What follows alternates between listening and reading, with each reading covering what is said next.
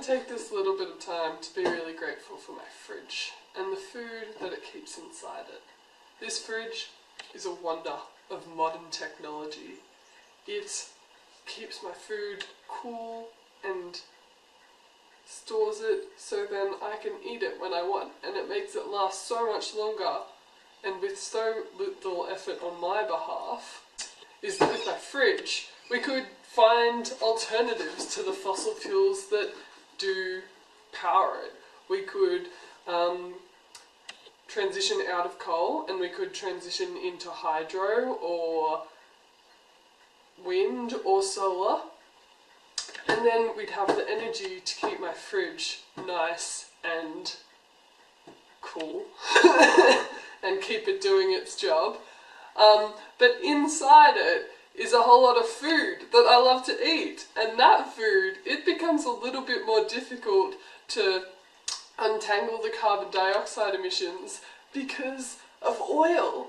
So agriculture depends on oil to run our tractors, and that lets us prepare the soil and plant the crops and harvest the food, and it makes our lives a lot easier because rather than using animals or human power, we can get the tractors to let us do a lot more than we used to, basically.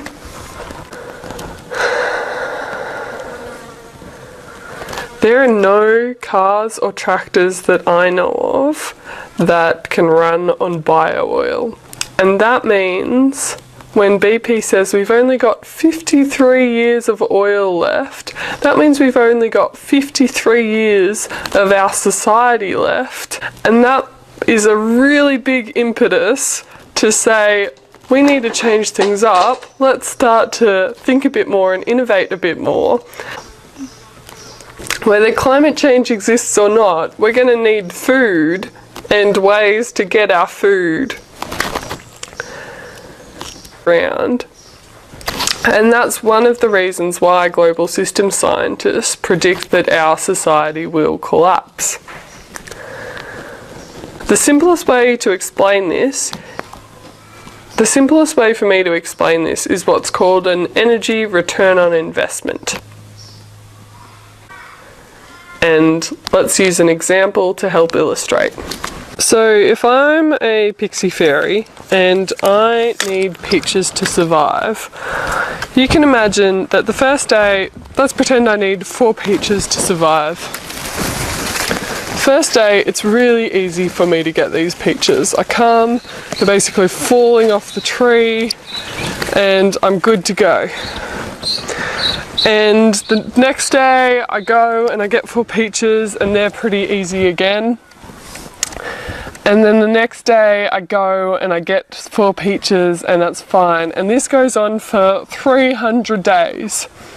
But then I need to start to work a little bit harder for my peaches. They're a bit higher up the tree and they are a bit more difficult to get to, and then because I'm using more energy to get the peaches, I need 5 peaches to sustain the energy that I need. And that is the start of the diminishing returns, and my energy return on investment is becoming lower.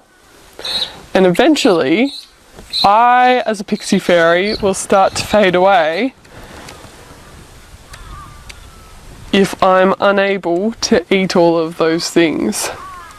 And we could imagine our society is starting to fade away if it isn't able to sustain its energy needs, which comes from meeting its energy return on investment.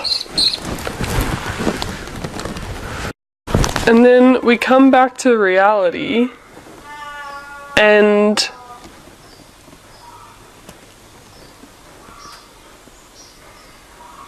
the ways that we've been extracting tar sands and other unconventional oils is requiring a lot more investment to get the littler return, which means we've already hit a point of diminishing returns.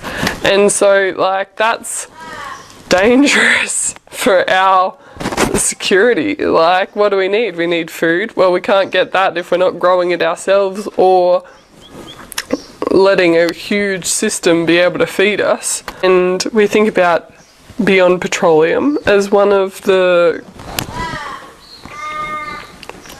fossil fuel companies, and in its estimates it says we have 53 years of oil left on the planet. And one of those reasons is geological. The fact that oil only exists because of this crazy tiny little rare sort of flunk.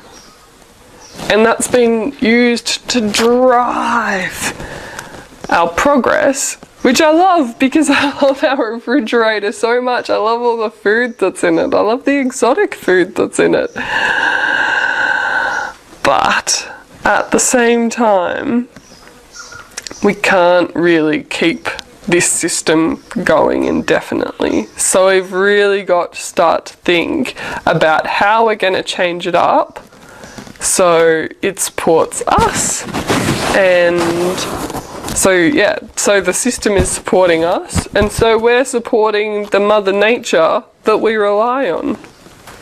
We sort of embrace that complexity that's in our world. The fact that we've got finite resources, the fact that Mother Nature's telling us we need to change our ways of doing things. And we've got a social system that's really, really highly strung at the moment. I think it's pretty stressful to live in a city and to have so many demands of working and children and do that other thing and do that other thing and do that other thing.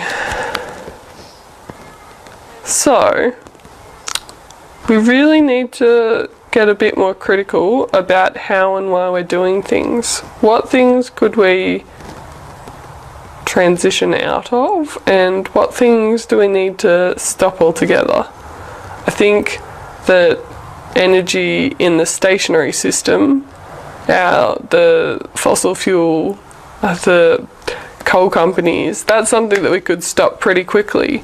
But when it comes to mining, we need a little bit more nuance, right? Because there's choking coal, which we need for steel and for whatever else we need choking coal for. Basically, that's a really helpful resource that we will definitely need in the future.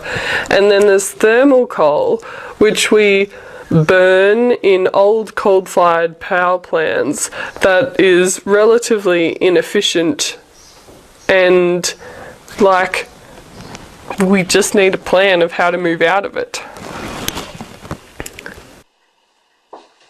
So grateful for my fridge, keeping my food cold and tasty for me. Also, so grateful for the food in it being delicious and wonderful and keeping me fed.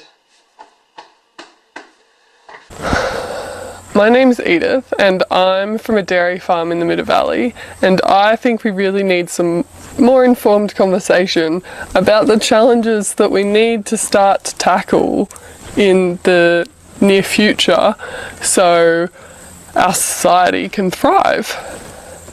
And I did a bachelor's degree in sustainability science.